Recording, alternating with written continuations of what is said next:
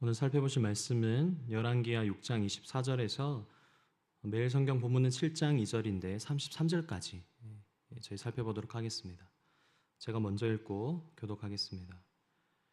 이후에 아람 왕 베나다시 그의 온 군대를 모아 올라와서 사마리아를 에워싸니 아람 사람이 사마리아를 에워싸므로 성중이 크게 줄여서 나귀머리 하나에 은 80세겔이요 비둘기 똥 4분의 1 갑에 은 5세겔이라 하니 이스라엘 왕이 성 위로 지나갈 때 한 여인이 외쳐 이르되 나의 주 왕이여 도우소서. 왕이 이르되 여호와께서 너를 돕지 아니하시면 내가 무엇으로 너를 도우랴.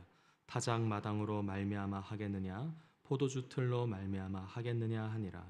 또 이르되 무슨 일이냐 하니 여인이 대답하되 이 여인이 내게 이르기를 내 아들을 내놓으라. 우리가 오늘 먹고 내일은 내 아들을 먹자 하매 우리가 드디어 내 아들을 삶아 먹었더니 이튿날에 내가 그 여인에게 이르되 내 아들을 내놓으라. 우리가 먹으리라 하나 그가 그의 아들을 숨겼나이다 하는지라. 왕이 그 여인의 말을 듣고 자기 옷을 찢으니라. 그가 성 위로 지나갈 때에 백성이 본즉 그의 속살에 굵은 배를 입었더라. 왕이 이르되 엘리사의 머리가 오늘 그 몸에 붙어 있으면 하나님이 내게 벌 위에 벌을 내리실지로다 하니라. 그때 엘리사가 그의 집에 앉아 있고 장로들이 그와 함께 앉아 있는데 왕이 자기 처소에서 사람을 보냈더니 그 사자가 이르되 전에 엘리사가 장로들에게 이르되 너희는 이 살인한 자의 아들이 내 머리를 베려고 사람을 보내는 것을 보느냐. 너희는 보다가 사자가 오거든 문을 닫고 문 안에 들이지 말라. 그의 주인의 발소리가 그의 뒤에서 나지 아니하느냐 하고 무리와 말을 할 때 그 사자가 그에게 이르니라. 왕이 이르되 이 재앙이 여호와께로부터 나왔으니 어찌 더 여호와를 기다리리요. 아멘. 오늘 본문에서 아람 왕 벤하닷이 군대를 이끌고 이스라엘을 공격하였고 그래서 사마리아 성이 포위되었습니다. 이로 인해 성 안에 있는 사람들이 굶주리는 장면을 저희가 살펴봤는데요.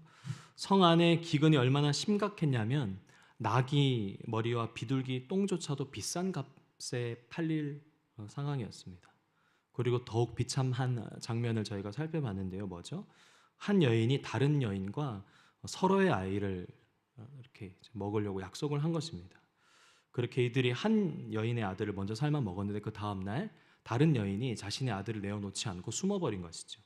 이로 인해 아들을 잃게 된 여인이 왕이 지나갈 때 이 문제로 호소합니다. 그리고 여인을 통해 이 소식을 전해들은 이스라엘 왕은 어떻게 합니까? 오늘 본문 30절 31절을 다시 한번 읽도록 하겠습니다. 시작. 왕이 그 여인의 말을 듣고 자기 옷을 찢으니라. 그가 성 위로 지나갈 때 백성이 본즉 그의 속살에 굵은 배를 입었더라. 왕이 이르되 사밧의 아들 엘리사의 머리가 오늘 그 몸에 붙어 있으면 하나님이 내게 벌 위에 벌을 내리실지로다 하니라. 여인의 말을 들은 이스라엘 왕 여호람 왕은 자기 옷을 찢고 굵은 배의 옷을 입었습니다. 종종 이스라엘의 역사 속에서 왕들이 이렇게 굵은 배의 옷을 입는 장면이 등장하거든요. 대개 언제 그렇죠? 하나님 앞에서 자신을 낮출 때, 겸비한 모습을 보일 때 이렇게 합니다. 부드러운 질감의 속옷이 아닌 매우 거친 질감의 이 배옷을 입음으로써 슬픔과 고통의 시간 그리고 이때를 하나님 앞에 회개하는 마음으로 지나간다는 상징이죠.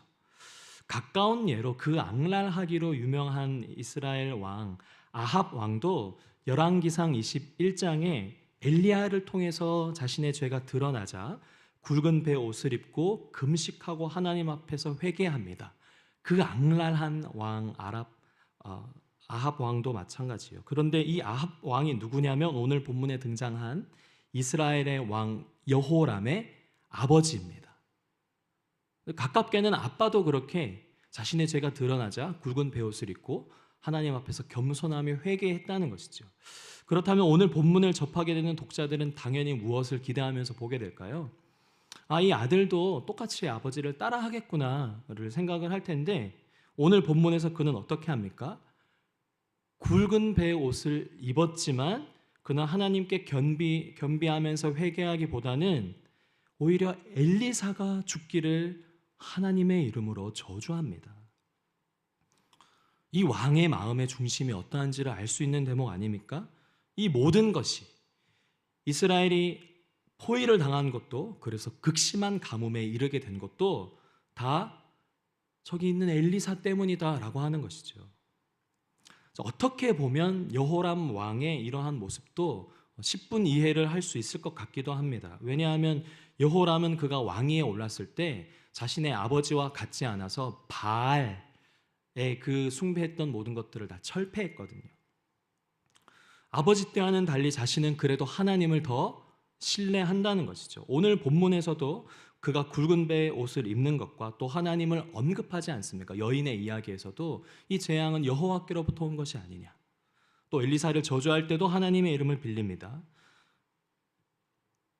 열왕기 하 3장에서도 이 왕들의 이야기가 조금 복잡하지만 잘 들어주시면 열왕기 하 3장에서 저희가 이제 살펴봤던 내용입니다. 유다의 왕과 에돔 왕과 오늘 본문의 여호람 왕 3명이서 모여서 우리가 모압의 침공 때문에 죽을 수 있겠다. 그 위기감을 느껴서 여호와의 선지자를 찾자. 그 주님의 말씀 좀 들어보자로 찾아갔더니 엘리사가 아합의 아들이 오늘 본문에 등장한 여호람을 보고 뭐라고 이야기했냐면 너희 부친의 선지자들한테나 찾아가라고 면전에서 박대했거든요. 그때 오늘 본문의 여호람 왕이 뭐라 그랬냐면 하나님께서 우리 새 왕을 모압 왕에 넘기시려고 하니까 좀 긍휼히 여겨달라고 구합니다.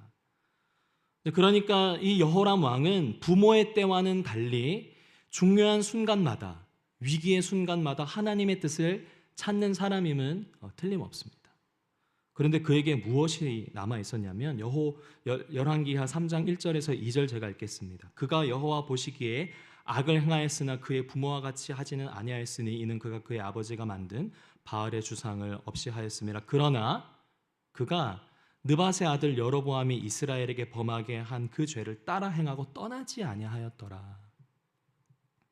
바알 숭배는 그쳤는데 여로보암이 이스라엘에게 범하게 한 죄, 곧 금송아지를 하나님으로 삼으며 이중으로 신을 섬겼던 그 행위는 멈추지 않았다는 것입니다. 하나님 앞에서 두 마음을 품은 왕이었던 거죠. 하나님과 세상을 겸해서 섬기고 있는 신앙의 표본이 바로 오늘 본문에 등장하는 이 여호람 왕입니다. 겉으로는 형식적으로는 하나님을 찾고 있지만 그 마음은 어떻습니까? 철저히 자기중심적이죠. 위기가 찾아올 때만 하나님을 찾고 그렇지 않을 때는 세상의 방법에 따라 얼마든지 죄를 짓고 살아갑니다. 여호람의 이런 모습을 통해 오늘 저와 여러분의 신앙생활을 점검하기를 원합니다. 형식이 중요하지 않습니다. 예배 참여의 횟수도 중요한 것이 아닙니다. 경건의 모양이 아무리 있어도 그 중심이 하나님으로 바로 서 있지 않으면 바람에 나는 겨와 같습니다. 기독교 신앙생활의 핵심이 자기 부인이지 않습니까? 위기와 여러 가지 고난이 찾아올 때 남 탓하고 환경 탓하고 본인은 아무 잘못 없다고 발뺌하고 그런다고 해서 찾아온 고난과 위기는 결코 나아지지 않습니다.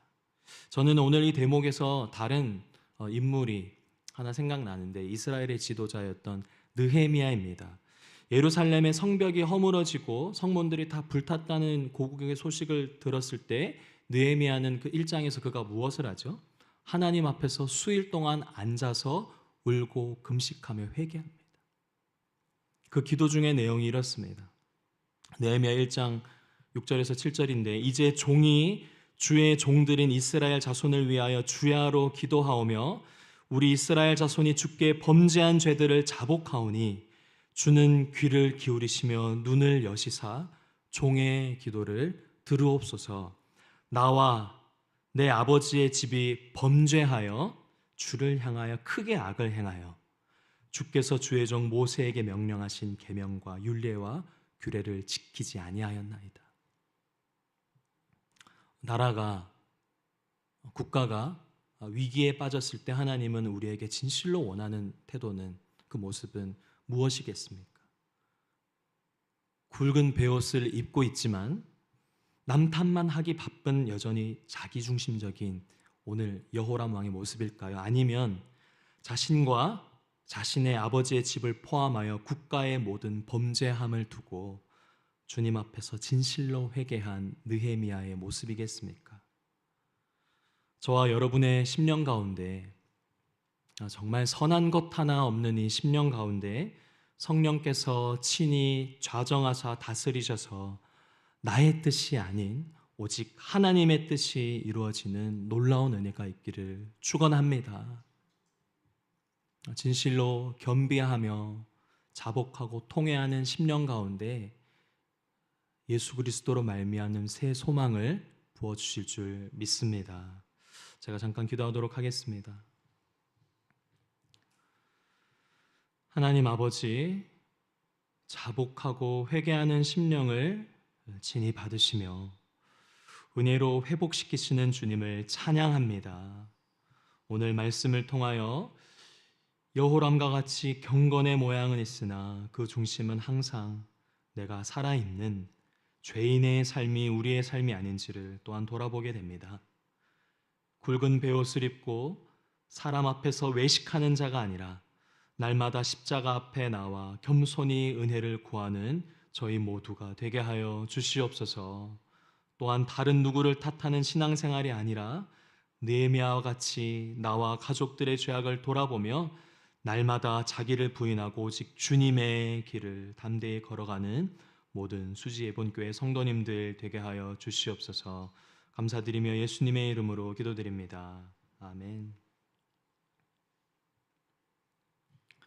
두 가지 기도 제목으로 하나님 앞에 나아가길 원합니다. 첫 번째는 말씀을 기억하면서요, 하나님, 우리가 겉으로의 굵은 베옷을 입고 살아가는 것이 아니라 마음에도 이 굵은 베옷을 입고 주님 앞에서 겸비한 신앙생활을 하게 하여 주시옵소서.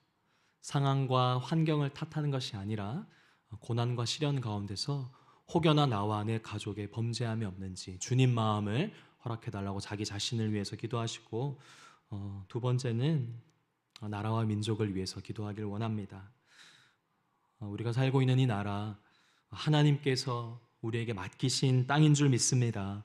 위기의 상황 가운데 오히려 하나님의 공의와 사랑이 우리를 통하여 이 땅 가운데 편만해지도록 한 손에는 복음과 또 한 손에는 사랑으로 이 나라가 주님 나라 되게 해달라고 우리 두 가지 기도 제목으로 기도하시고 개인 기도로 하나님 앞에 나아가도록 하겠습니다. 기도하겠습니다. 살아계신 하나님 아버지, 주님, 오늘 말씀을 통해 목회자인 저조차도 여호람과 같을 때가 얼마나 많은지 주님 돌아보게 됩니다.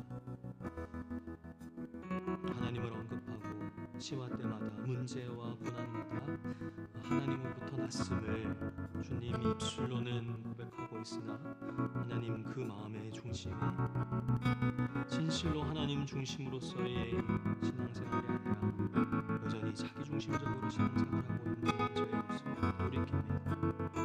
하나님, 그러나 또한 이와 같지 아니하여 주님, 나라와 민족의 비밀을 맞이했을 때 느헤미야가 주님 앞에 겸비하였던 것처럼 주님 마음을 저희에게 주사 주님의 그 애통한 심령을 우리에게 주소서.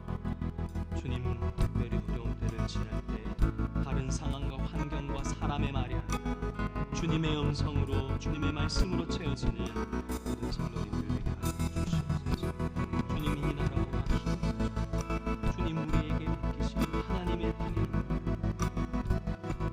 복음과 사랑으로 주님의 나라가 우리를 통해 이루어지고 완전히 주님, 겸비한 가난한 우리를 주님의 나라로 주시옵소서.